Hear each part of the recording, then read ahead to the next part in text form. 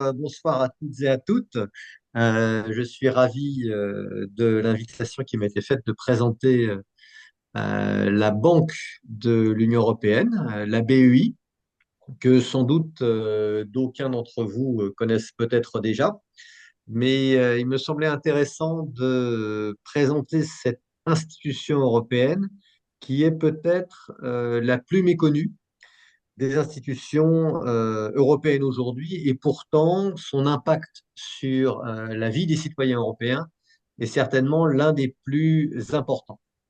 Pourquoi? Parce que la banque, qui a été fondée par le traité de Rome, dans une annexe du traité de Rome, a été créée à l'origine par les six fondateurs, les six membres fondateurs de ce qu'on appelait à l'époque la Communauté économique européenne, les six membres fondateurs pour compenser les déséquilibres économiques entre les fondateurs et à l'époque, parmi les fondateurs, le pays qui souffrait le plus de déséquilibre économique, c'était l'Italie.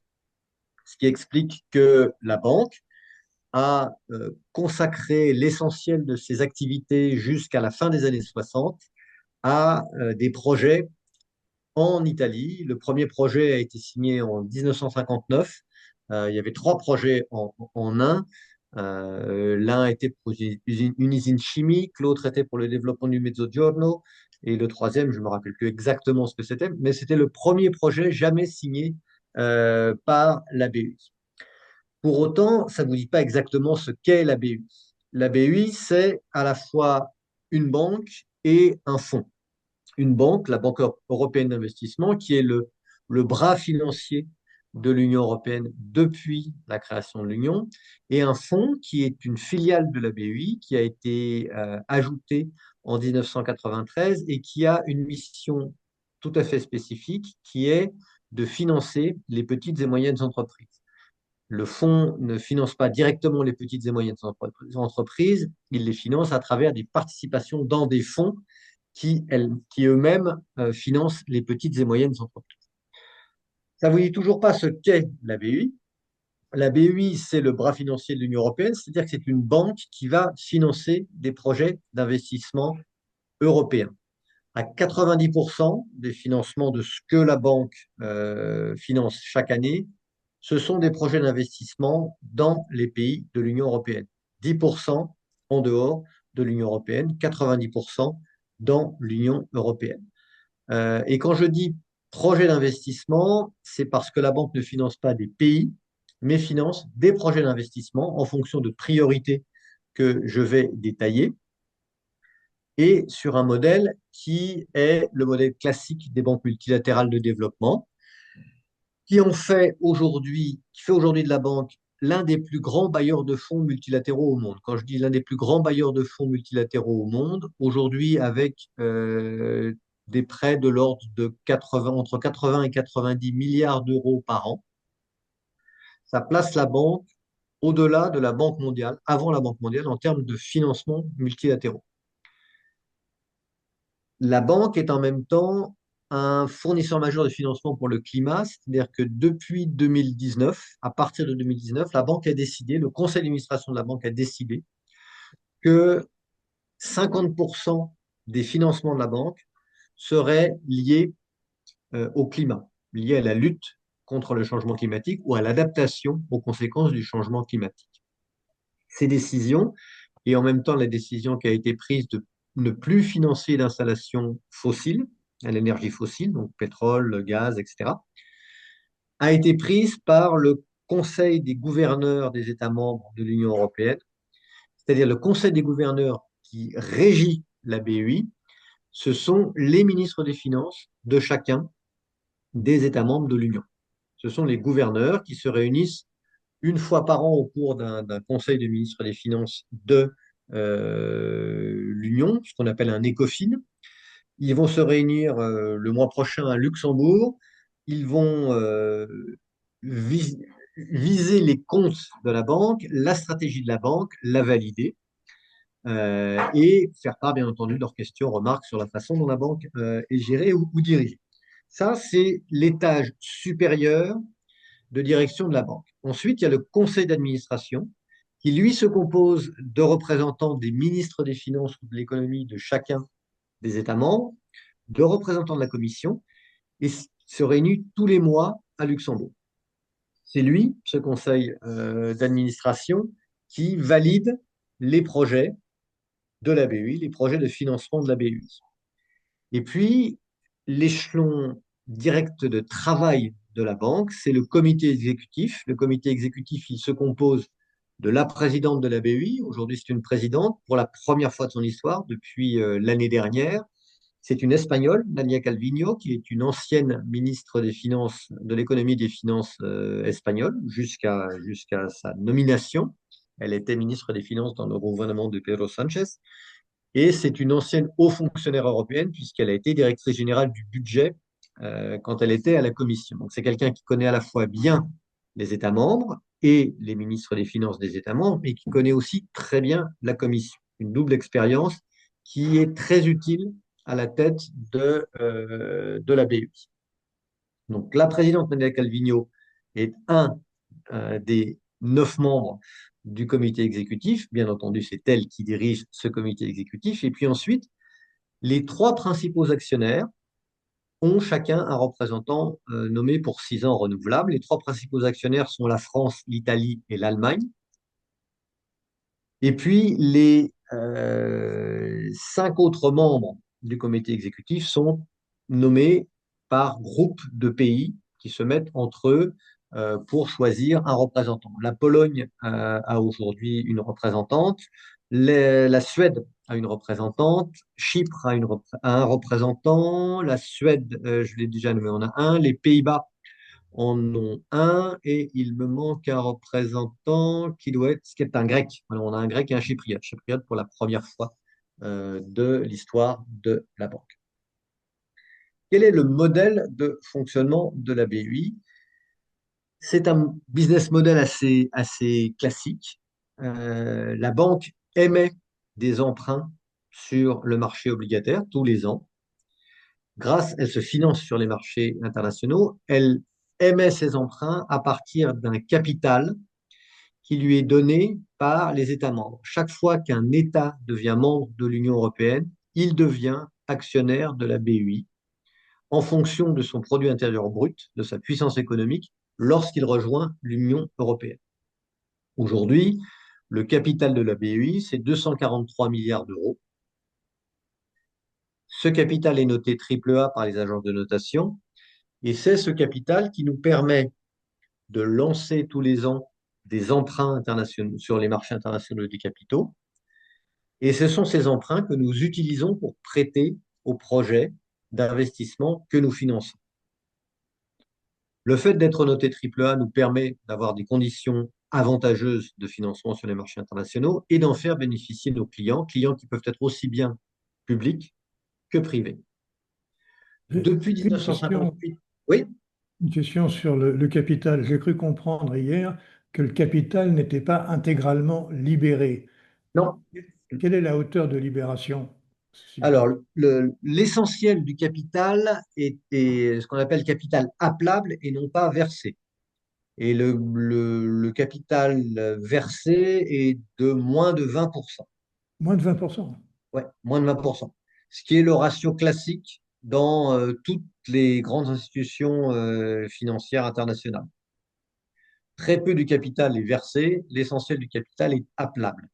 Sachant que les institutions financières internationales bénéficient toutes, enfin pour les plus grandes d'entre elles, du statut de créditeur privilégié qui fait qu'en cas de sinistre, ils sont remboursés en priorité. Donc, depuis l'origine, depuis 1958, la BEI, c'est 1500 milliards d'euros investis, encore une fois, à 90% dans l'Union européenne, 10% en dehors, pour soutenir plus de 14 000 projets. Ces 14 000 projets, c'est quoi? C'est des projets que vous connaissez sans doute tous, parce que vous avez sans doute tous pris le TGV un jour. Toutes les lignes de TGV ont été financées par la BUI, qu'il s'agisse de TGV en France ou de trains à grande vitesse en Espagne ou de trains à grande vitesse en Italie. La BUI a financé tous les projets de lignes à grande vitesse dans l'Union européenne. Si vous avez un jour emprunté le viaduc de Millau, le viaduc de Millau a été financé par la BEI. Si vous avez emprunté le pont d'Øresund entre le Danemark et la Suède, eh ben, ce pont a été financé par la BEI. Si vous avez emprunté le pont en Grèce qui traverse le détroit de Corinthe, il a été financé par la BEI. Tous les grands projets d'infrastructure ont été financés par la BEI. Mais pas seulement, puisque la banque finance aussi l'innovation, finance aussi la technologie.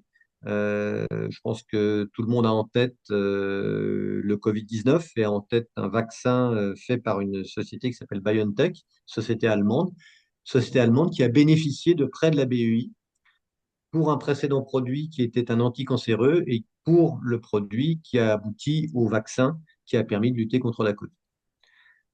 La banque ne finance jamais plus de 50% du montant d'un projet d'investissement. Ce qui veut dire que les 1500 milliards d'euros investis depuis 1958 ont permis de libérer 4900 milliards d'euros d'investissement au total. Donc l'effet multiplicateur, l'effet catalyseur, si on veut, de la banque est essentiel pour son impact dans l'économie européenne. La banque est à Luxembourg depuis 1968. Lorsqu'elle a été créée, elle était à Bruxelles. Et puis au moment du traité sur avec le Benelux sur l'installation des différentes institutions européennes, le Luxembourg a accepté d'accueillir, a même demandé et accepté d'accueillir la BEI. Et elle est à Luxembourg comme d'autres institutions européennes, telles que la Cour de justice, le mécanisme européen de stabilité, la Cour des comptes ou Eurostat. Elle compte aujourd'hui plus de 4200, alors plus de 4200, à mon avis, c'est plus de 4003 ou 4400 employés, à la fois des banquiers ou des spécialistes de la finance, mais aussi beaucoup d'ingénieurs, parce que les projets que... Oui, oui, Guy, Oui, ben non, je reposerai ma question plus tard. d'accord.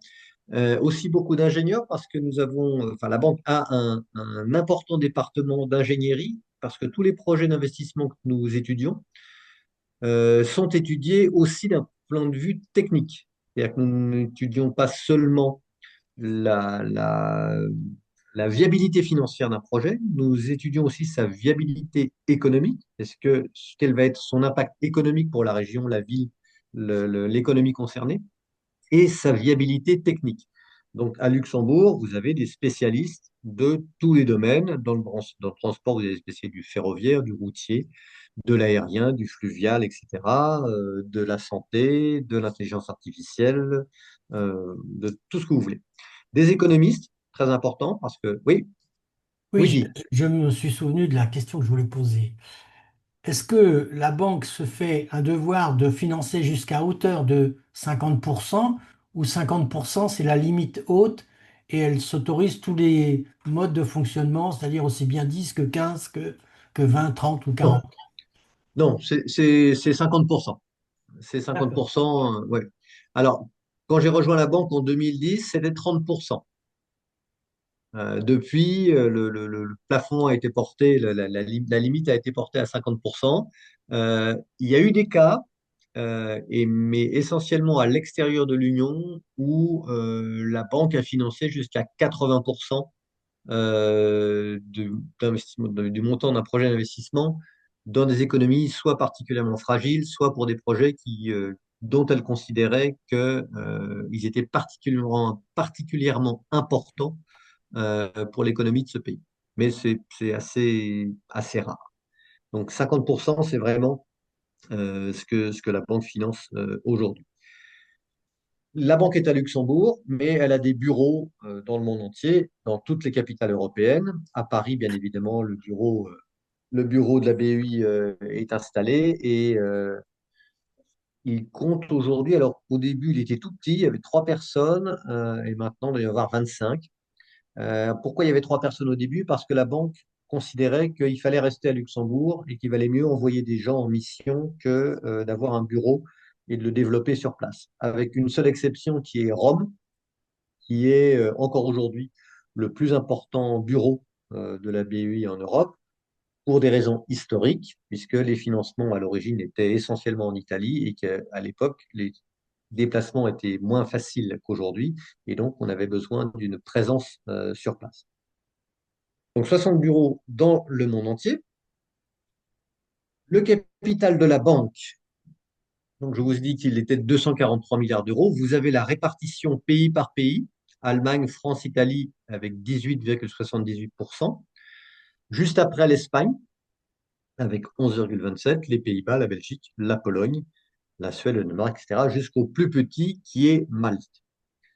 Donc 27 États membres, 27 actionnaires, 243 milliards d'euros aujourd'hui, avec des augmentations de capital. Il y en a eu plusieurs au cours de l'histoire de la banque, à l'occasion des différentes péripéties de l'économie européenne.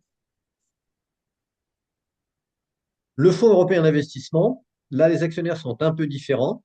Ce ne sont pas les États membres directement, c'est la BEI à 59,8%, la Commission à 29,7% et 38 institutions financières publiques et privées qui sont essentiellement des banques des pays de l'Union européenne qui représentent le reste du capital. Ça fait un capital de 7,37 milliards d'euros, qui est assez conséquent aujourd'hui, et qui permet de financer des programmes d'investissement destinés aux PME en fonction des priorités de la Commission.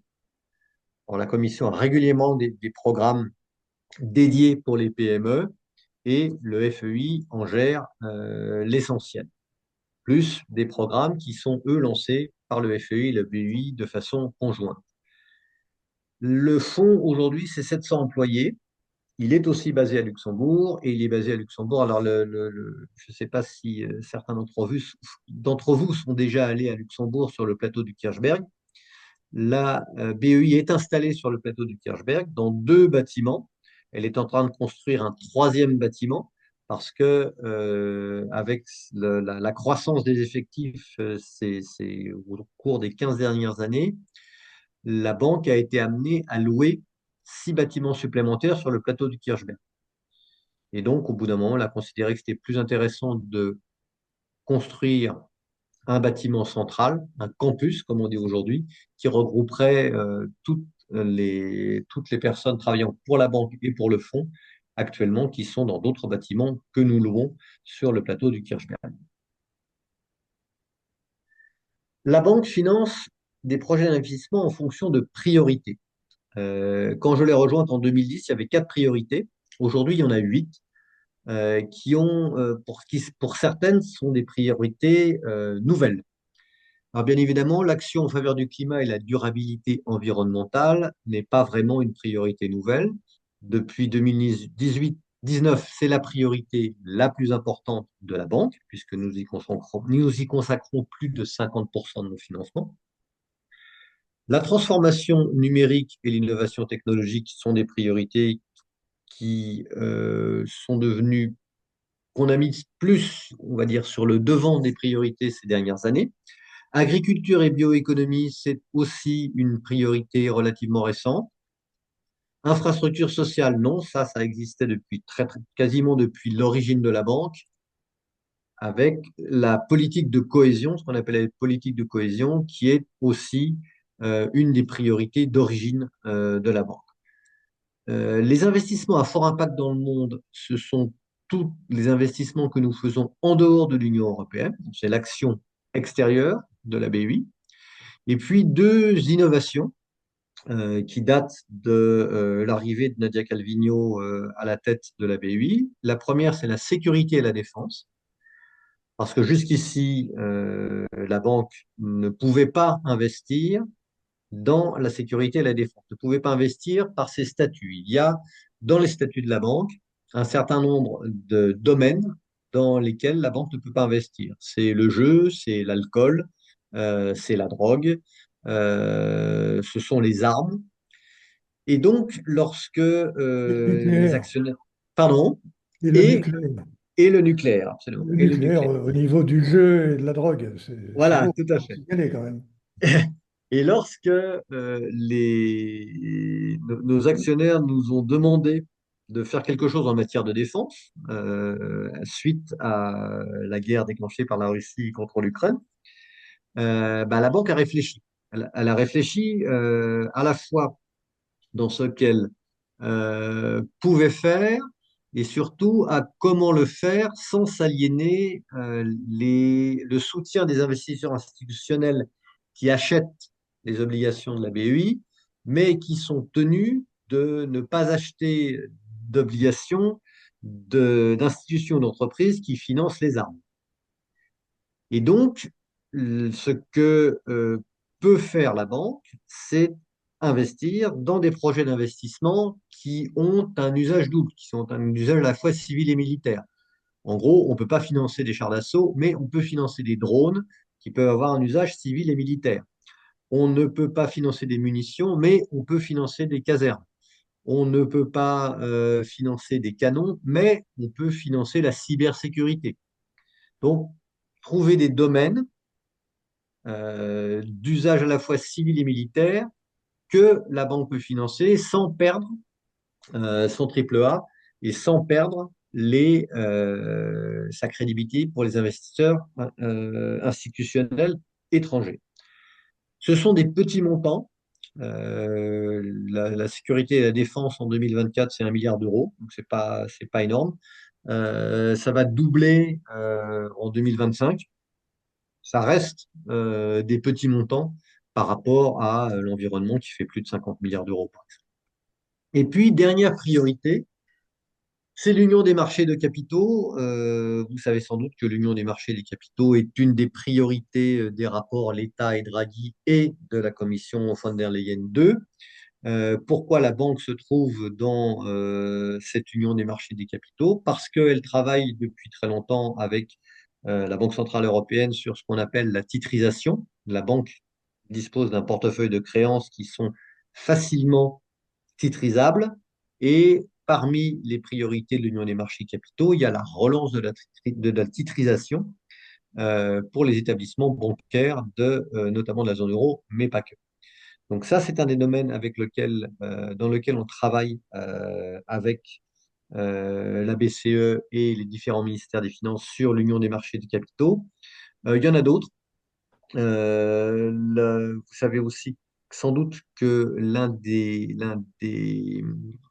points de l'union des marchés de capitaux, c'est d'avoir une dette européenne qui soit commune et fongible. Or, aujourd'hui, une dette européenne commune, il n'y en a pas beaucoup. La BEI est un exemple de dette européenne commune, puisqu'elle représente les 27 États membres. Le mécanisme européen de stabilité, c'est la même chose quand il émet sur les marchés financiers. La Commission aussi, Next Generation EU, c'est un programme où il y a eu 350 milliards d'euros de dettes communes émises sur les marchés financiers. Pour autant, c'est dette Commission, dette BEI ou dette MES. Et dans l'Union des marchés de capitaux, il y a l'idée que tous ces papiers différents, mais qui sont européens, aient la même signature, la même lisibilité pour les investisseurs internationaux. Donc ça permettrait d'avoir un embryon de marché de la dette commune. Alors, cet embryon, il est plus qu'un embryon aujourd'hui, puisqu'il y a à peu près 1000 milliards d'euros de dette européenne commune, mais il n'est pas lisible de la même façon que le papier américain, que les US Treasuries sont lisibles pour les investisseurs étrangers. Donc ça, c'est un des domaines dans lequel la banque travaille avec... oui, oui, Guy.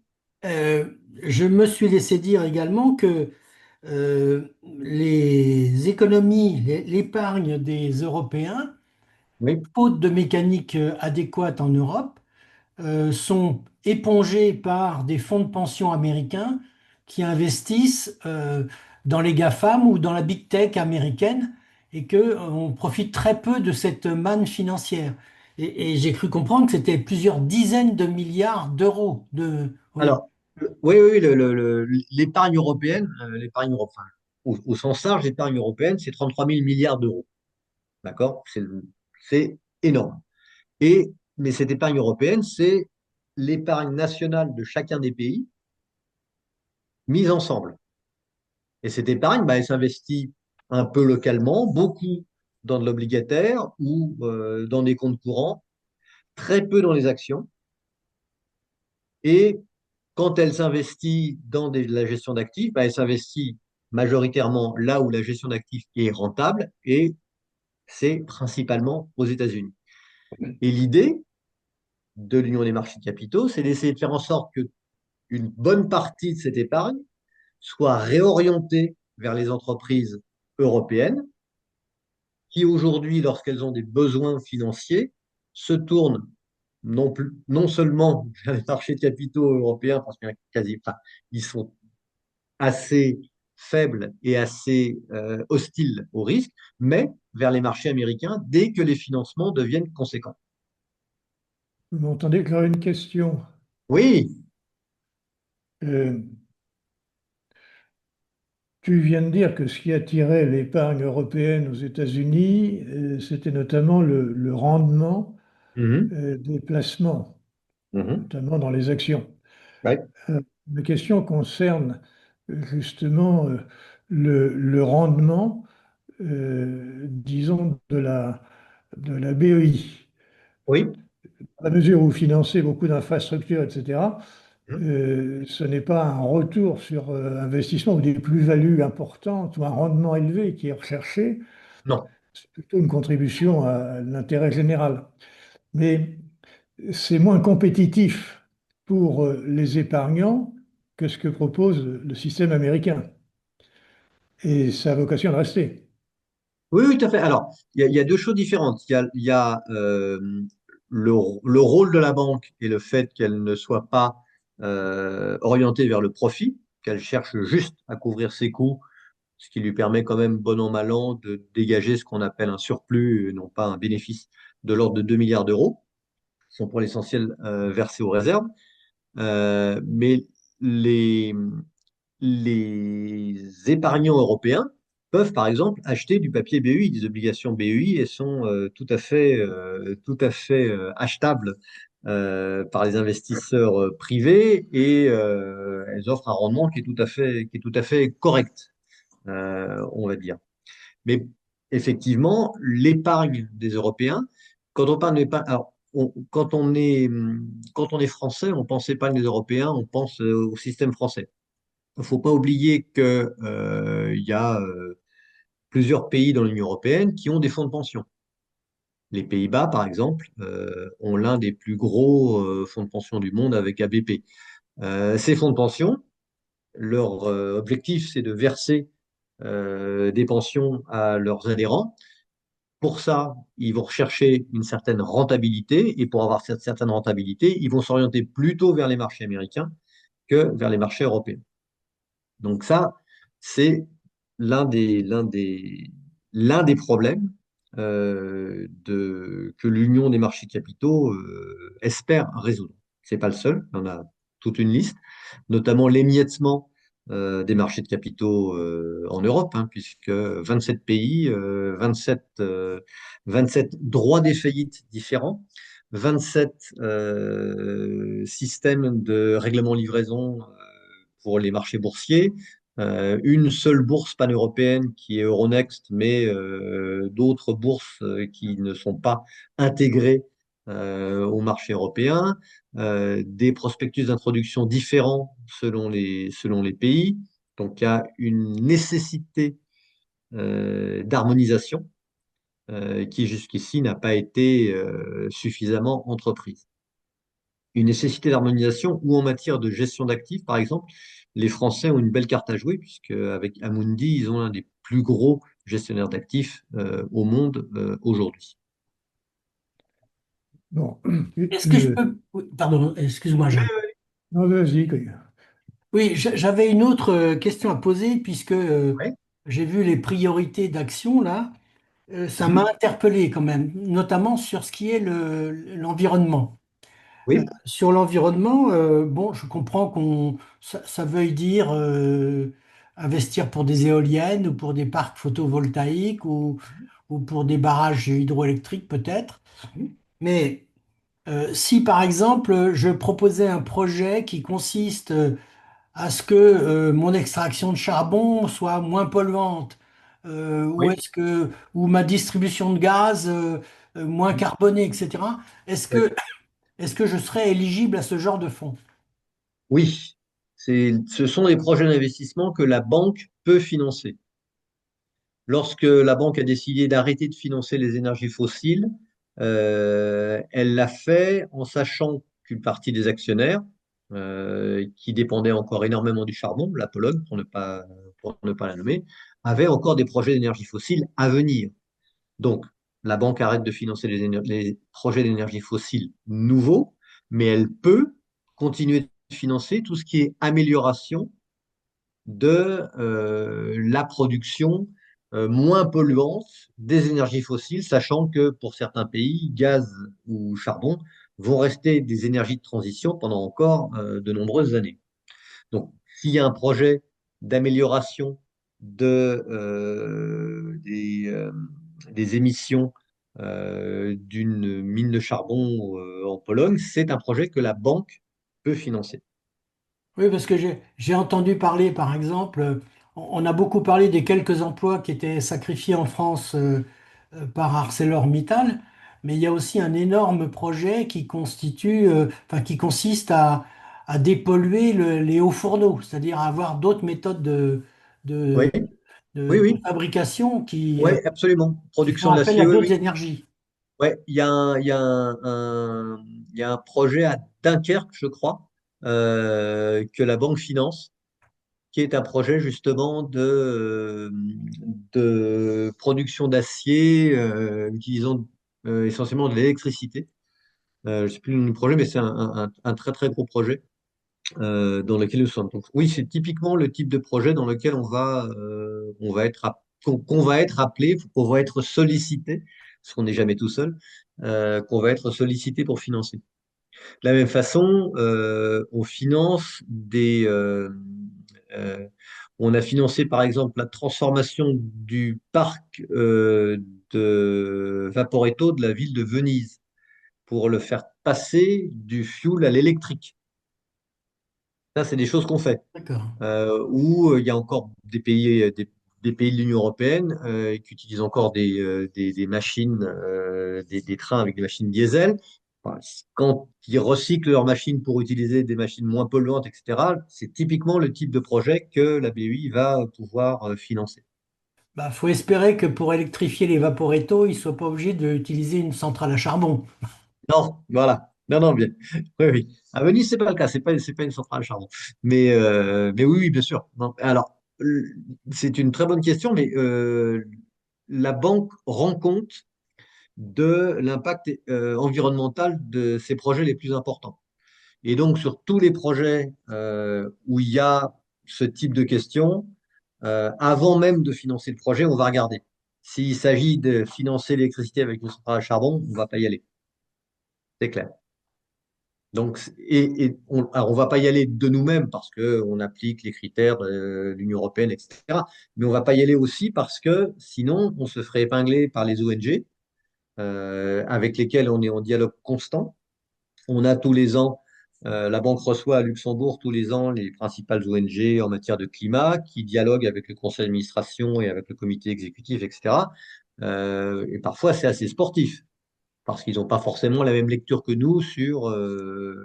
Mais c'est essentiel pour que on puisse les uns et les autres progresser dans le dialogue et dans la façon d'avancer pour une économie qui soit décarbonée à la fois le plus rapidement et le plus efficacement possible. Bon, Merci, c'est clair. alors, deux questions, ou plutôt une Oui, question oui, d'observation. La première concerne le fond. oui. Euh, le fond. Le financement des fonds propres des PME est quelque chose de vital pour l'innovation.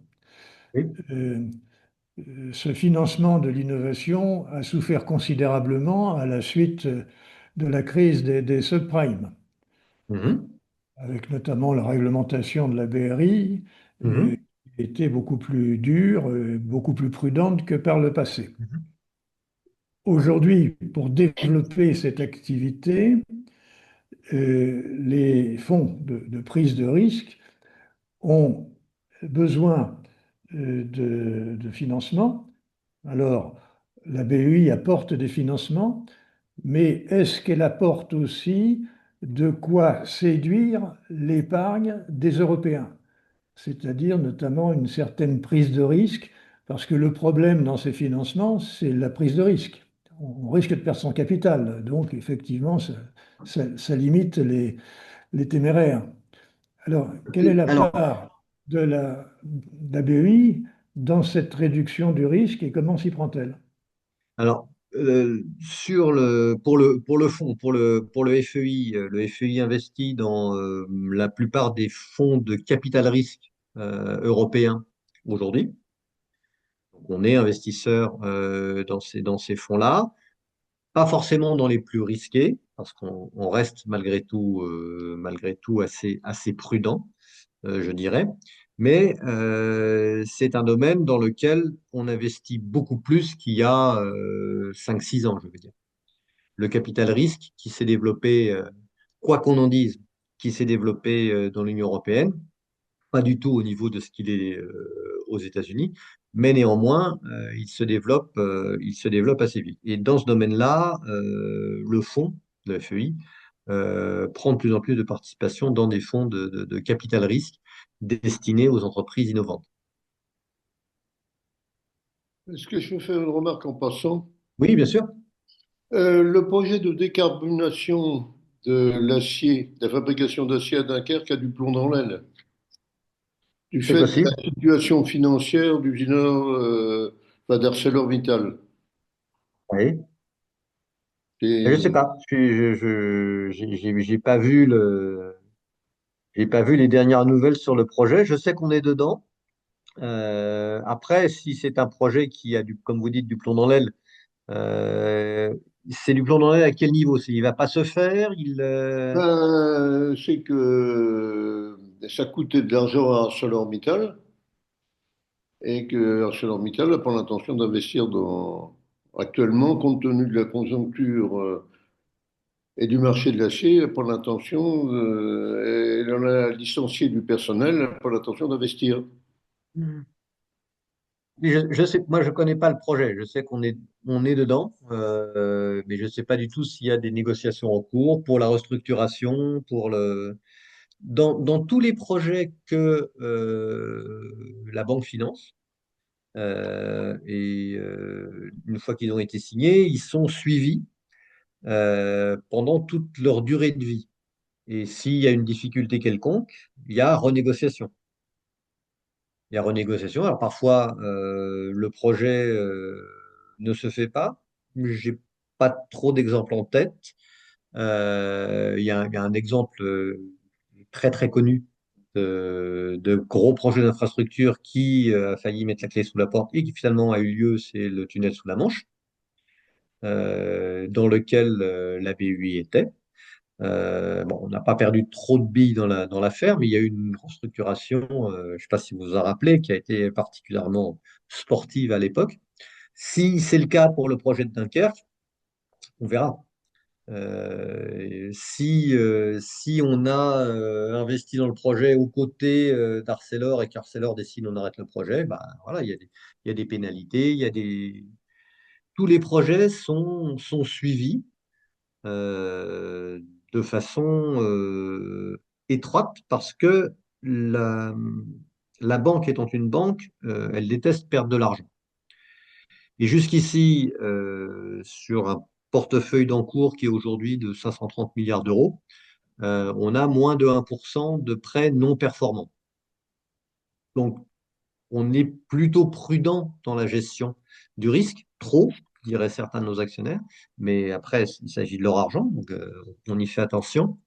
Et si un projet doit être restructuré pour X raisons, bah, il le sera. Alors, mais encore une fois, pour le cas de Dunkerque, je n'ai pas d'éléments, sans doute moins d'éléments que vous sur la façon dont le Alors projet se moi j'ai entendu Emmanuel Macron, notre président, dire qu'il voulait, il fera tout pour pérenniser l'investissement de Dunkerque et un autre lieu aussi, alors là que je ne connais pas, mais ou dont Non, c'est je pas ne me ça. souviens pas. Alors je ne sais pas. Ouais. Oui, mais François Hollande avait aussi pris des engagements qu'il n'a pas pu tenir. C'est pas. C'est pas lui qui tient les cordons de la bourse. Heureusement. Encore une fois, pour ne parler que du côté BEI, si on a prêté de l'argent, on sera remboursé d'une façon ou d'une autre. Si c'est ArcelorMittal qui nous en doit, bah, ils nous paieront, même si le projet s'arrête. C'est Alors, pas. j'ai un communiqué de presse là sous les yeux d'ArcelorMittal, Ouais, daté du 15 mai 2025, donc c'est pas très ouais, vieux. ouais, ArcelorMittal reste engagé dans la décarbonation de ses sites industriels. Alors, il parle de Dunkerque, ouais. le site sur Dunkerque, ils vont investir 1,2 milliard d'euros. Alors, cet investissement avec ceux récemment annoncés 250 millions d'euros et 53 millions à Fos-sur-Mer, Ah, c'est faux ainsi aussi. que la nouvelle unité de production à venir d'ici la fin de l'année sur le site de Mardic, 500 millions d'euros, aboutit à un total de 2 milliards d'euros.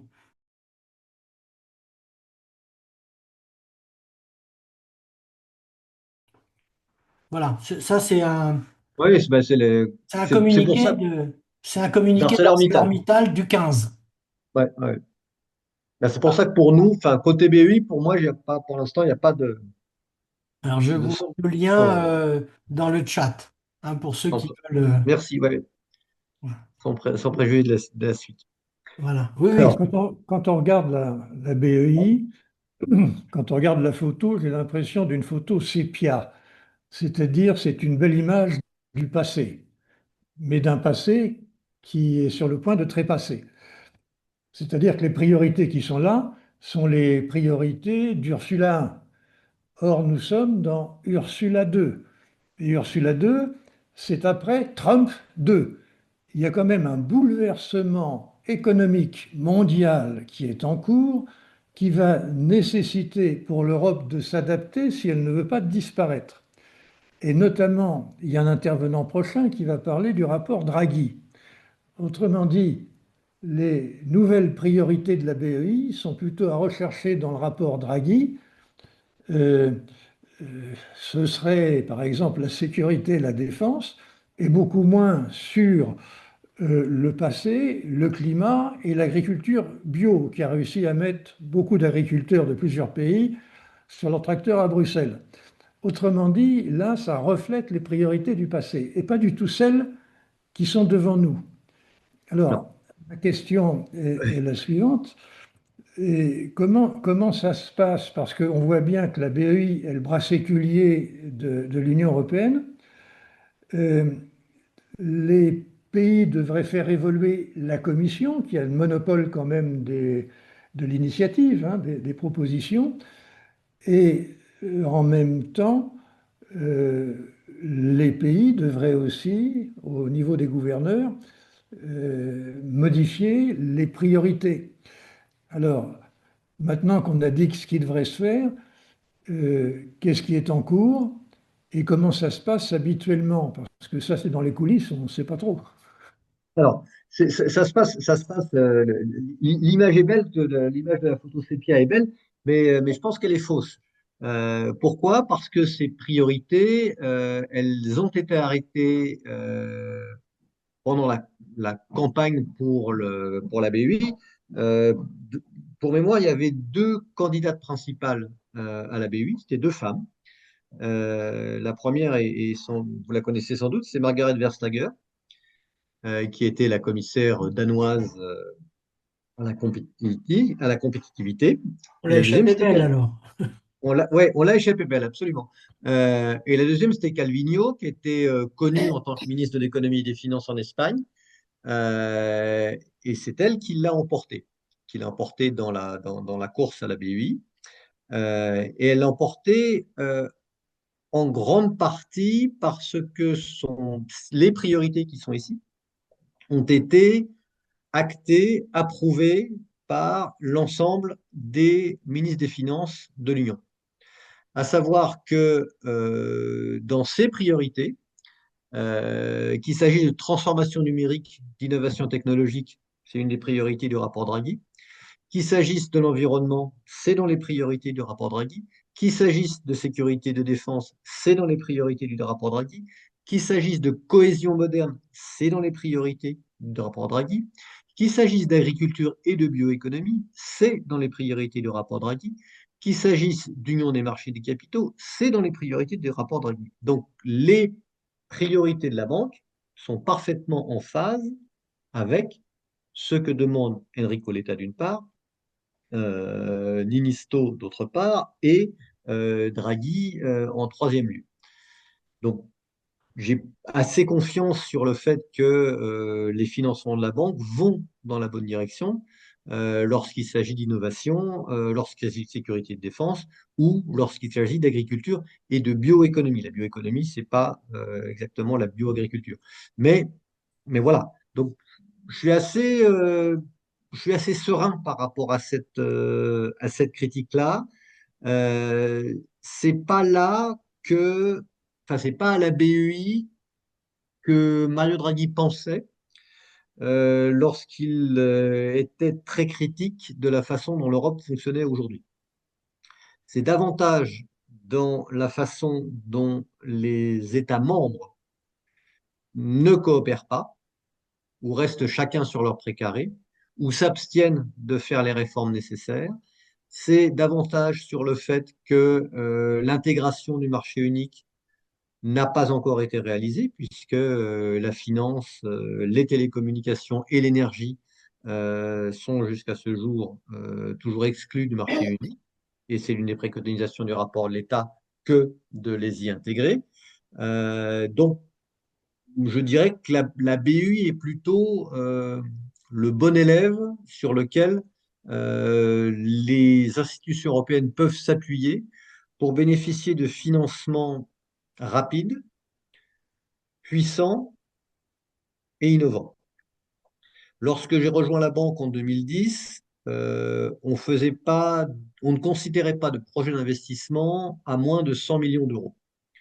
Aujourd'hui, le montant minimum, c'est 7,5 millions d'euros. Donc, on a considérablement abaissé le seuil de nos interventions. Et pourquoi? Parce qu'on veut toucher davantage d'entreprises qui ont des projets innovants. Et les projets innovants sont plus dans les PME ou dans les éthiques que dans les grandes entreprises. Donc, on a fait ça. Quand j'ai rejoint la banque en 2010, on ne prenait pas de participation au capital. On en fait maintenant. On était beaucoup plus frileux sur le risque. On en fait beaucoup plus aujourd'hui. Alors, ce n'est pas la majorité du portefeuille, mais on en fait beaucoup plus qu'on en faisait avant. Et on le fait parce qu'on a appris à le faire et parce que nos actionnaires ont été d'accord pour que nous prenions ces risques nouveaux. On leur a présenté la feuille de route lorsqu'on fait des investissements, lorsqu'on finance des projets d'investissement. À chaque fois, ils sont présentés et au conseil d'administration, c'est lui qui les valide. S'il considère qu'on prend trop de risques ou s'il considère qu'on n'en prend pas assez ou s'il considère que les projets qu'on lui présente ne conviennent pas, bah, il nous dit non, vous n'y allez pas, vous ne les faites pas. Jusqu'ici, on est plutôt en phase avec les nouvelles orientations de ce qu'on peut appeler von der Leyen 2. Et dans la présentation qu'a faite Stéphane Séjourné il y a 2 jours à Bruxelles de sa feuille de route, qui est une feuille de route qui a beaucoup à voir avec les rapports Draghi et l'État, c'est la feuille de route de von der Leyen 2. Donc l'adaptation de la Commission au monde tel qu'il est, tel qu'il devient, me semble plutôt en train de se faire. J'ai une question complémentaire. Oui. Moi, je ne suis pas banquier, bien entendu, donc il y a des choses qui me passent un petit peu au-dessus de la tête, notamment la titrisation, mais c'est pas ça l'objet de ma question. J'ai entendu dire que les rapports l'État ou Draghi, dont on ne Hmm. parlera pas aujourd'hui, Aujourd'hui, évoquaient des besoins de financement à hauteur de 700 ou 800 milliards 800, d'euros 800 annuels. milliards par an. Oui, Voilà, par an. rapport Draghi, 800 Mais milliards par an. est-ce Ouais. que, compte tenu que la BEI est plutôt du côté des 250 milliards, est-ce qu'il n'y a pas besoin de recapitaliser cette banque pour qu'elle puisse faire face à ces défis-là? Alors, c'est toujours compliqué quand on cite des chiffres et Mario Draghi n'a pas échappé à cette tentation. Effectivement, dans la préface de son rapport, il dit que les besoins de financement pour l'Union européenne, si elle veut à la fois réaliser sa révolution numérique et sa révolution climatique, sont de 800 milliards d'euros par an. Ces 800 milliards d'euros par an, c'est pas la BEI qui va les fournir. La BEI va jouer son rôle. Alors, elle peut augmenter ses financements. On a fait 90 milliards, un peu moins de 90 milliards d'euros de financement l'année dernière. On va en faire 95 en 2025.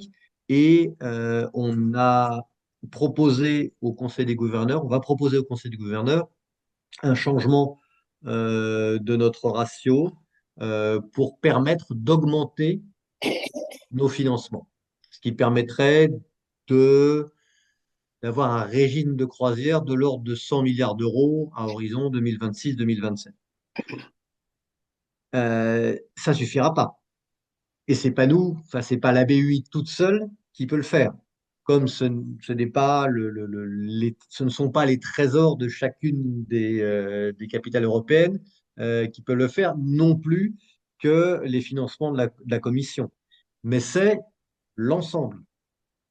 C'est l'ensemble, plus la mise à contribution de l'épargne européenne, ces 33 000 milliards qui aujourd'hui sont essentiellement investis dans de l'épargne courante, de l'épargne obligataire et complètement sortis, essentiellement sortis de l'épargne non risquée. Donc il s'agit de convertir les Européens au risque, leur faire acheter davantage d'actions que ce qu'ils n'ont fait jusqu'ici, de prendre plus de risques pour permettre le développement de leur économie et de faire en sorte de ne pas dépendre des économies américaines, chinoises ou autres. Donc ça, c'est effectivement la grande question du rapport Draghi. Euh, et, mais c'est la question à 800 milliards et c'est comme le dit Mario Draghi, c'est la question existentielle. Soit l'Europe le fait, soit elle cesse toute ambition d'avoir un rôle à jouer sur la scène mondiale.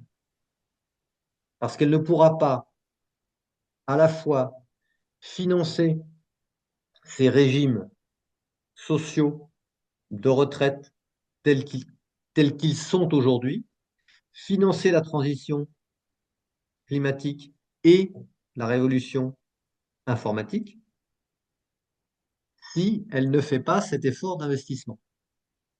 Donc, soit elle le fait et trouve une façon de s'organiser, et l'Union des marchés des capitaux est une réponse, soit elle renonce à ce qui fait son modèle social aujourd'hui.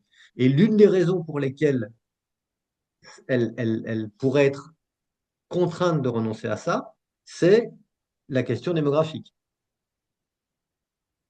L'Europe vieillit, l'Europe vieillit très vite, et à partir de 2040, tous les ans, il va y avoir 2 millions de travailleurs européens de moins sur le marché du travail. Donc, il va falloir compenser. Et là se repose la question des flux migratoires, d'une immigration choisie, etc. Mais la bombe démographique, elle est déjà là, hein. Elle est amorcée et si on ne restructure pas notre modèle économique, ben voilà, on sera un continent musée que les gens viendront visiter avec plaisir, mais qui s'appauvrira à vitesse grand V. Donc ça, ce sont c'est à la fois le constat et les préconisations du rapport Draghi. Mais il y en a beaucoup d'autres, hein, et ça mériterait une discussion beaucoup plus Oui, approfondie. non. Oui. Comme solution au problème, au déficit démographique, euh, un des Américains, des GAFA, annonce qu'il y a une autre solution possible, c'est l'intelligence artificielle, Hum, en disant que finalement, on peut multiplier demain les robots, et le problème qu'on aura, c'est l'impact sur le marché du travail. C'est-à-dire qu'il faudra organiser les loisirs.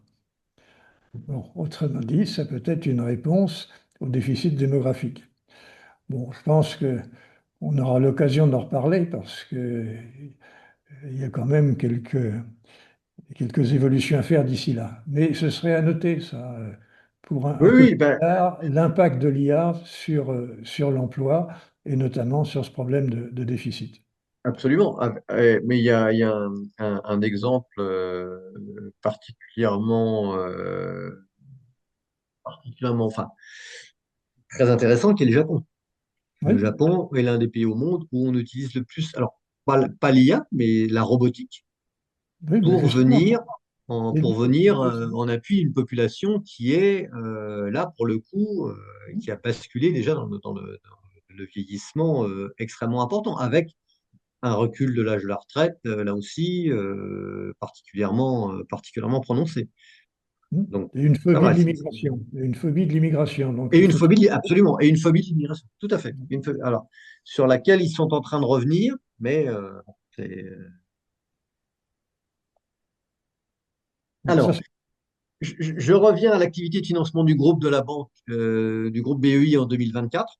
2024, 88,8 milliards d'euros pour 900 projets, 68 milliards dans l'Union européenne, 8 milliards en dehors de l'Union européenne. Alors, en dehors de l'Union européenne, la BEI finance des projets en fonction des priorités qui lui sont données par la Commission. Tous les, toutes les commissions, lorsqu'elles arrivent, déterminent le budget de l'Union européenne pour les 7 ans à venir. Et dans ce budget, il y a une enveloppe pour l'action extérieure de l'Union. Cette enveloppe, qui prévoit des sous-enveloppes pour chacune des zones géographiques, elle est gérée par la BEI pour les projets qui sont hors Union européenne. Et j'y reviendrai, on verra quelle est la répartition en fonction des zones de priorité d'action de l'Union européenne. C'est important, oui, c'est important pour nous d'être, quand on est hors de l'Union européenne, d'agir sous l'égide de la Commission parce que on bénéficie pour ces projets de la garantie de la Commission, de la garantie de remboursement si jamais les choses se passent mal de la Commission. Ce qui s'est passé, ce que j'expliquais hier en Syrie, par exemple. Fonds européen d'investissement, 14,4 milliards d'euros. C'est la partie investissement dans les fonds, dans les PME. Le total des investissements soutenus, comme on investit 50% du montant d'un projet, 350 milliards d'euros. Le montant total des emprunts de la BEI, 63 milliards.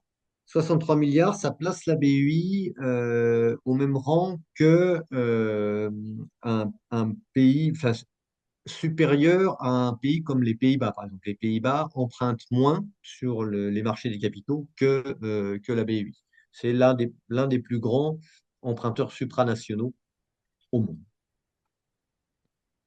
L'impact des financements, à quoi ça sert tous ces financements? Ben, ça sert à créer des emplois, ça sert à alimenter la croissance, ça sert à soutenir les investissements en fonds propres et quasi-fonds propres dans les entreprises, ça sert pour les investissements dans la sécurité et dans la défense.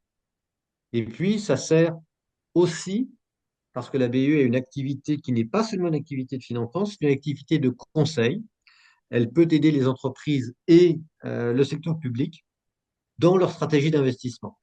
La stratégie de conseil, les services de conseil, c'est quelque chose de récent à la banque, enfin, qui a une vingtaine d'années maintenant, et qui est né au moment où les pays anciennement communistes ont rejoint l'Union européenne et où il s'est avéré qu'ils n'avaient aucune idée de la façon d'accéder au financement qui leur était dévolu en tant que nouveau membre de l'Union européenne par Bruxelles. Et donc, la Commission et la banque ont décidé de créer ensemble des services de conseil destinés aux pays anciennement de l'Est pour leur permettre d'accéder au financement européen. Cette activité s'est développée et aujourd'hui, elle concerne tous les pays de l'Union européenne qui sont intéressés pour les projets qui relèvent de leurs compétences. C'est des projets qui peuvent concerner aussi bien des projets d'investissement urbain que le développement de marché, que le renforcement de capacités existantes. Et ça permet derrière, en général, mais pas tout le temps, de déboucher sur des opérations de prêt de la BEI qui couvre les priorités de la banque. Quelques chiffres clés en matière de financement, je passerai rapidement. Les financements verts, donc 50,7 milliards d'euros. C'est une part record du montant des financements de la BEI. Donc, on fait plus de la moitié de nos financements qui vont pour les financements de projets liés au climat. Qu'il s'agisse de projets, on a parlé d'éolien, on a parlé de solaire, mais c'est aussi une meilleure isolation des bâtiments, très important. C'est aussi les transports, tout ce qui est transport n'utilisant pas les énergies fossiles, donc tout ce qui est transport ferroviaire, par exemple, ça peut rentrer dans tous les tramways, tout ça, ça rentre aussi dans ce type de financement. Ça nous a permis de soutenir plus de 200 milliards d'euros de projets d'investissement liés au changement climatique, avec un objectif d'ici à 2030 de financer 1000 milliards d'euros à compter de 2021. Donc, on en est déjà à 563 000. Je pense qu'on fera plus que 1000 milliards d'euros, mais pour l'instant, on est en bonne voie pour arriver à ces 1000 milliards. L'énergie, on finance aussi beaucoup de projets d'investissement dans le domaine de l'énergie pour avoir de meilleurs réseaux électriques, pour avoir une meilleure efficacité énergétique et pour avoir de meilleures énergies renouvelables dans tous les pays de l'Union européenne. Cohésion, ce sont les régions les moins développées de l'Union européenne, les moins développées économiquement, qui bénéficient bien évidemment de financement de la BEI pour leurs projets d'investissement, projets qui peuvent souvent être panachés avec les financements de la Commission. Autre priorité, l'innovation, la transformation numérique. Les villes et les régions financent beaucoup de projets dans les villes. Les PME et les ETI et les infrastructures sociales, hôpitaux, écoles, maisons de retraite, etc. Agriculture et biodiversité, sécurité et défense, et les matières premières rares. Ça, c'est nouveau, c'est une nouvelle priorité. Et la BEI évolue en fonction des priorités de l'Europe. Mais je n'ai pas beaucoup d'informations sur les projets qu'on a financés en matière de matières premières rares, mais je vais me renseigner là-dessus. Des opérations à plus haut risque, ça, c'est des opérations de fonds propres et de quasi-fonds propres, prise de participation. Ça, on le fait depuis peu de temps parce que nos actionnaires nous ont demandé de prendre plus de risques de façon d'être plus efficace, de peser davantage dans le développement de l'économie. Et on l'a fait pour un montant de 8 milliards d'euros l'année dernière pour aider notamment les projets innovants. Le montant prévu des financements du groupe BEI pour l'année prochaine, c'est 95 milliards d'euros, avec un objectif cette fois-ci de 60% des financements pour des projets verts ou des projets liés au changement climatique. L'appui aux champions technologiques. Les champions technologiques, ce n'est pas seulement les grandes entreprises comme Mistral, par exemple, ou comme Spotify, qui ont toutes les deux été financées par la BEI. Ça peut être aussi des PME qui développent des technologies complètement innovantes. En France, la BEI a financé un projet d'investissement dans une entreprise qui travaille sur les exosquelettes pour aider les gens qui sont handicapés à pouvoir se mouvoir comme s'ils étaient valides. Ça, c'est des projets entièrement innovants que la banque finance. Elle va doubler le soutien à la sécurité et à la défense en 2025, donc de 1 à 2 milliards. Les investissements dans les matières premières critiques, agriculture et la bioéconomie, efficacité énergétique, notamment des PME, aider les PME à être plus efficaces énergétiquement,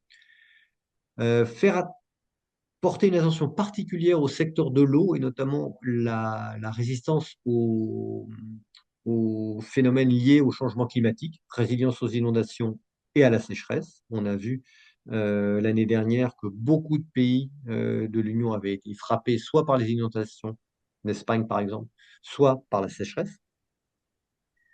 On a lancé cette année une plateforme pan-européenne d'investissement pour des logements abordables et durables. Ça, c'est important, le financement de logements, parce que le logement est une des questions prioritaires, mais il y a tellement de priorités aujourd'hui en Europe.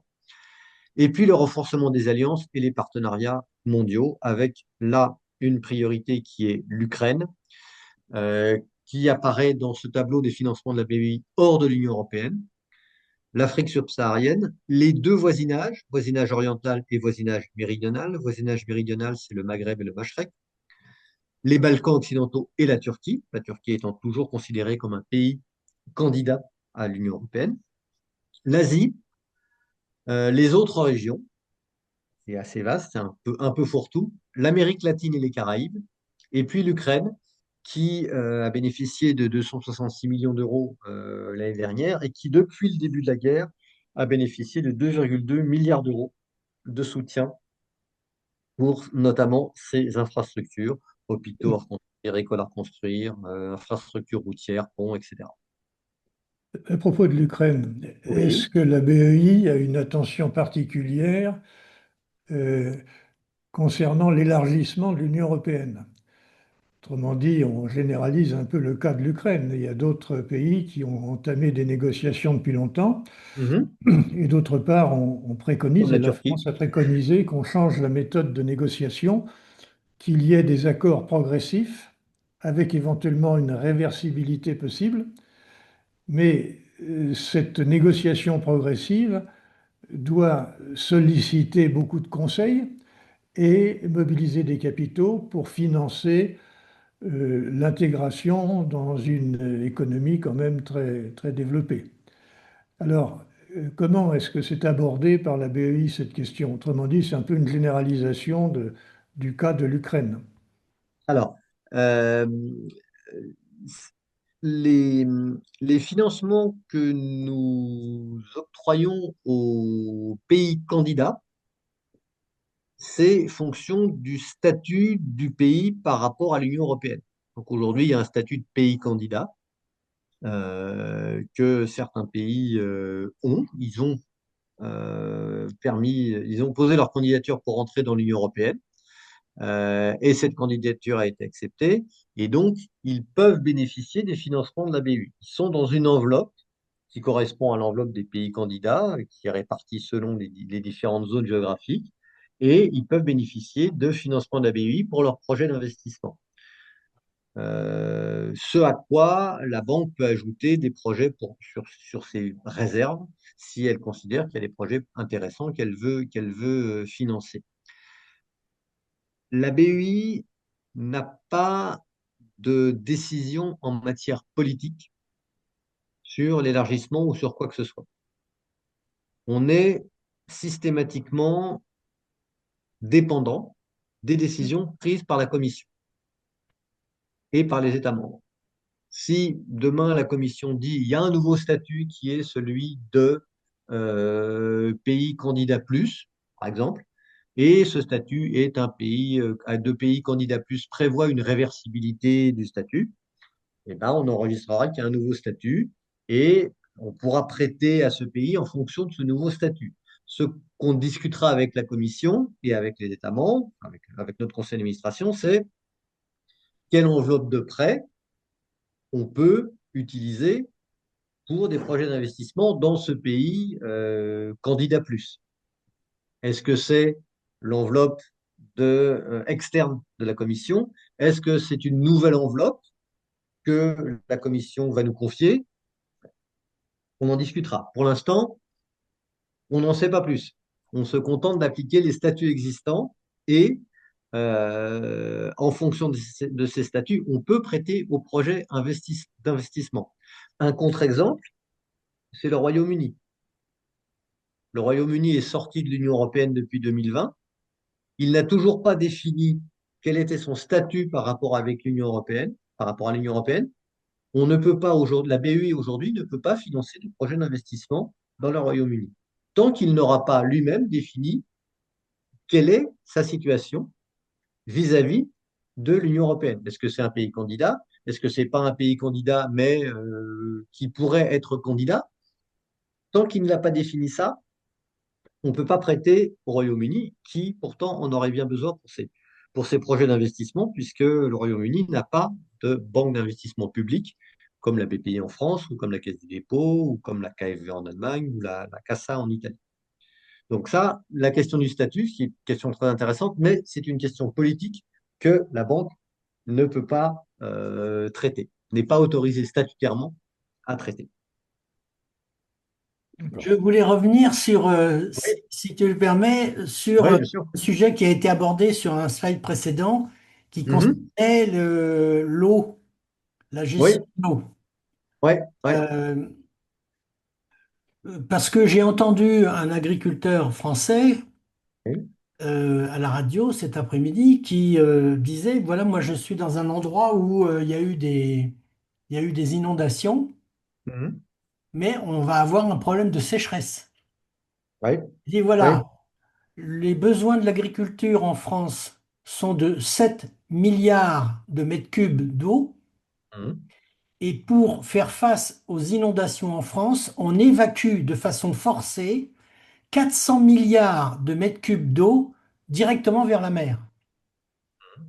Il dit donc, et lorsque l'on veut trouver des solutions de rétention, parce que c'est dommage de se priver de toute cette eau, eh bien, on se heurte à l'opposition des mouvements écologistes, comme pour les grandes bassines. Alors, je ne sais pas il n'y a que les grandes bassines comme solution, mais on se heurte à ces mouvements écologistes et qui nous empêchent de travailler avec les gouvernements pour trouver des solutions de ce type-là.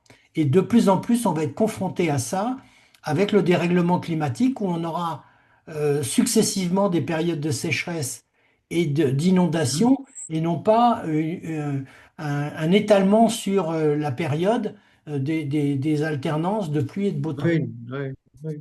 Bah, la question de l'eau, de toute façon, qu'il s'agisse de l'eau pour l'utilisation pour l'agriculture, mais de l'eau pour les particuliers, etc., va être une question cruciale dans les années à venir. Et la question de comment on gère cette ressource, comment on l'utilise, comment on trouve des solutions innovantes pour que tout le monde puisse en bénéficier en fonction de ses besoins, elle est cruciale. À la banque, les projets que nous soutenons, que nous finançons, il y a beaucoup de projets qui sont une meilleure gestion des réseaux, parce que dans beaucoup de pays, alors, la France est plutôt bien placée en matière de gestion des réseaux d'alimentation en eau, mais ce n'est pas le cas de beaucoup de pays de l'Union européenne, où il y a beaucoup de fuites, beaucoup de déperditions, etc. Une autre question, alors je ne crois pas on est encore en France, on n'a pas de projet, mais il y a le recyclage des eaux usées pour l'agriculture, par exemple. L'Espagne utilise beaucoup le recyclage des eaux usées pour l'agriculture, la France très très peu. Donc là aussi, c'est le type de projet que la banque pourrait financer. Mais effectivement, la question de la ressource en eau, elle va être compliquée à gérer parce qu'on va avoir des périodes, comme tu le disais, d'alternance, de sécheresse, d'inondation ou d'épisodes de catastrophes naturelles qui vont devenir de plus en plus fréquents. Eh bien, merci. Alors, quelques chiffres, hein, sur les bénéficiaires de collecte des déchets, les meilleurs services de santé. Tout ça, en fait, c'est pour illustrer que les projets que la banque finance ont un impact sur le citoyen européen et qu'ils sont une réalité concrète de la réalité européenne pour le citoyen. Quand on dit à quoi ça sert l'Europe, bah, l'Europe, ça sert en partie à ça. Que le tramway, là, que vous prenez tous les jours, bah, il a été financé à 50% par une institution européenne et ça ne vous a pas coûté un sou à vous, contribuables. Et ça, c'est un message assez fort au moment où les citoyens disent, mais l'Europe, ça sert à quoi? Pouvoir leur dire que bah, le campus, il a été financé par un prêt de l'Union européenne et ça vous a pas coûté un sou. Et ça n'a pas coûté un sou aux contribuables. Ça, c'est un message important à pouvoir convier auprès des gens qui doutent de la réalité, de l'utilité de l'Union européenne. Les financements du groupe BEI par pays, là, on a mis les financements, le montant des financements par pays de l'Union européenne par les 20 pour les 27. Vous voyez bien entendu que dans ce tableau, les grands pays, la France, l'Allemagne, l'Espagne, sont les principaux bénéficiaires des financements de la BEI. 12 milliards, 9 milliards, etc. Pour autant, si on le rapporte au nombre d'habitants du pays concerné, c'est pas ces pays-là qui sortent en tête, parce que effectivement, dans les grands pays, c'est facile de trouver des gros projets, des projets à 1 milliard d'euros ou plus. En revanche, dans les petits pays, la Slovénie, Malte, la Lituanie, on ne trouvera jamais un projet à financer d'1 milliard d'euros.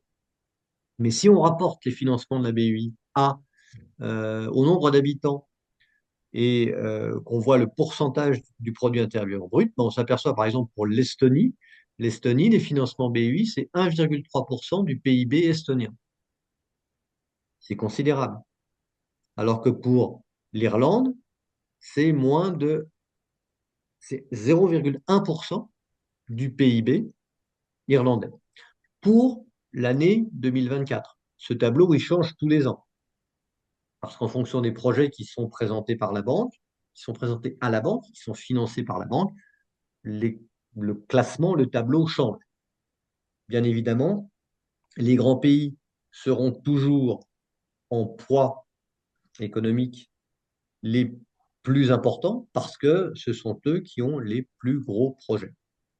C'est parfaitement normal, c'est une question de taille de l'économie et une question de nombre d'habitants du pays considéré.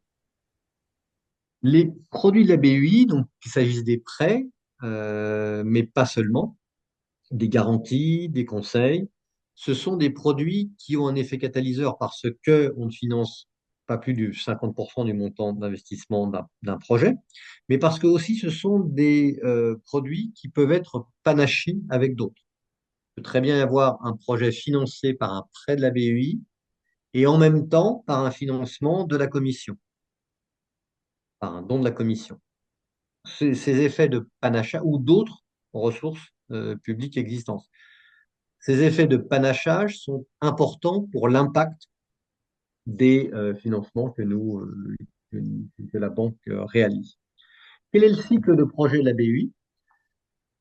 On nous propose un projet d'investissement, on l'instruit. Quand je dis on, c'est les services de la banque l'instruisent sur le plan financier, sur l'aspect économique, sur l'aspect social, sur l'aspect environnemental, quel est son impact sur l'environnement, et l'évaluation technique. Est-ce que le projet est viable techniquement? Et on revient à ce département d'ingénieurs dont je vous parlais au début de la présentation, qui sont des spécialistes des domaines considérés et qui vont regarder si techniquement le projet fait du sens. Si ce n'est pas le cas, s'il y a un doute, on n'ira pas. Le projet, ensuite, il est soumis au comité de direction de la BEI. Le comité de direction de la BEI va dire, OK, le projet est bien comme ça et on peut le présenter au conseil d'administration ou non, le projet, il faudrait quand même le remanier un peu parce qu'il y a tel ou tel aspect. Dans ces cas-là, il repart dans les services le retravaillent et ensuite, le projet va au conseil d'administration qui le valide dans 99,99% des cas. Le projet est ensuite signé et ensuite, le décaissement peut commencer soit en une seule fois, soit par tranche, en fonction du type de projet, de la durée d'investissement, etc. Il fait l'objet tout le long de sa vie de suivi et de rapport d'étape, et à la fin, du remboursement auprès de la banque. Alors Alors, là, une bonne... Oui, pour obtenir un prêt, là, donc en 48 heures ou en combien de semaines, c'est ça, oui, c'est oui. Non, possible? c'est un peu plus long, c'est un peu plus long. Non, non, non, C'est-à-dire, bah, la durée moyenne d'instruction, c'est dans 18 mois, à peu près. Alors ça c'est une moyenne. Ça veut dire que pour un prêt PME, qui est un prêt intermédiaire dans lequel on va prêter à une banque qui va mettre le même montant et qui va gérer le portefeuille de PME, ça en 6 mois, c'est fait. parce que c'est des opérations qu'on sait faire depuis très très longtemps, avec des partenaires depuis très très longtemps.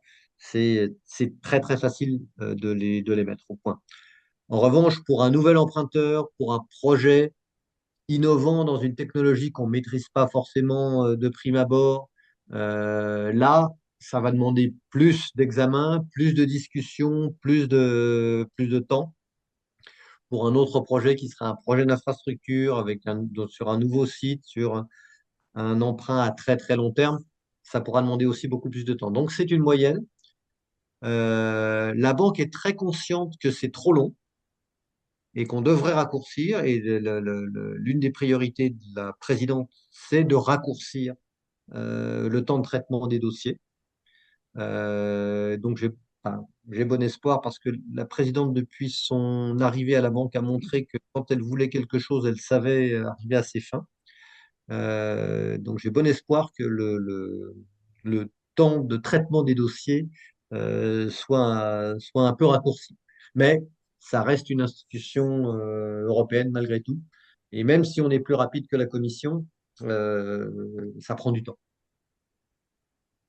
Et puis, dernière image, la banque se veut une banque responsable. Donc, j'ai parlé des secteurs que nous excluons de nos financements. La banque assure le suivi de la durabilité environnementale et sociale de tous les principaux projets d'investissement. Elle rend compte des émissions de gaz à effet de serre sur les projets les plus importants, les plus gros. Elle suit son empreinte environnementale et elle prête attention aussi euh, à ce que, au risque de corruption, au risque politique des emprunteurs qui viennent discuter avec nous. Tous les employés de la BEI doivent suivre une formation liée au risque de blanchiment d'argent et au risque de corruption. Et c'est une vraie formation, c'est-à-dire qu'on la refait tous les ans. Si la formation n'est pas effectuée ou n'est pas réussie, bah, il faut la refaire parce elle est une condition nécessaire mais non suffisante pour rester un employé de la BU. Donc ça, c'est très très important à la banque pour le suivi des dossiers. Et c'était ma dernière slide, je crois. Voilà, je vous remercie beaucoup de Ah, votre attention. Il y a une question. oui, une Oui, question. La BEI délivre, dis-tu, des garanties. oui, Alors, oui. quelle nature de garantie? Bah, je connais les cautions sur marché, les performance bonds, etc. Mais en l'occurrence, quelle nature de garantie, dans quel cadre? Alors, Vas-y. les garanties de la BI, c'est typiquement ce qu'on a fait au moment du plan Juncker. Je ne sais pas si tu te rappelles, au moment de la crise de la dette souveraine en Europe, Ouais. en 2013, Juncker, qui était à l'époque le président de la Commission, a lancé un plan qui a pris son nom, qui s'est appelé le plan Juncker. Et l'idée, c'était de dégager des fonds pour permettre à l'investissement de continuer en dépit du fait que la plupart des pays de l'Union européenne étaient dans une crise économique grave et n'avaient plus de capacité d'investissement, notamment pour les projets publics. Et l'idée de Juncker, c'était de dire, si la BEI peut apporter avec la Commission sa garantie financière, ces projets d'investissement pourront être financés parce qu'on saura qu'il y aura une garantie qui pourra s'exercer en cas de difficulté. La banque a mis à l'époque 8 milliards en garantie, la commission en a mis à peu près autant, je crois. Et ça a permis de libérer l'investissement pour des projets publics et privés qui ont généré un peu plus de 300 milliards d'euros d'investissement sur les 5 années d'exercice du plan Juncker. Ça, c'est la garantie de la BUI exercée dans le cadre du plan Juncker. Comme ça a bien marché, ce plan a été reconduit dans le plan qu'on appelle Next Generation EU, ou InvestEU, qui est le même type de mécanisme, une garantie de la BEI, une garantie de la Commission, et puis les banques nationales, comme la Caisse des dépôts, comme la Cassa en Italie, etc., ont apporté une garantie de leur côté. Donc, on a une garantie qui a été portée à de l'ordre de 30 milliards d'euros, je crois, qui permet depuis 5 ans de générer des projets d'investissement de façon beaucoup plus importante que si cette garantie ne pouvait pas s'exercer. Donc, c'est ça la façon dont la BEI exerce sa garantie. C'est un effet qu'on a pu vérifier avec le plan Juncker, enfin, qu'on a testé pour la première fois avec le plan Juncker. Ça a bien marché.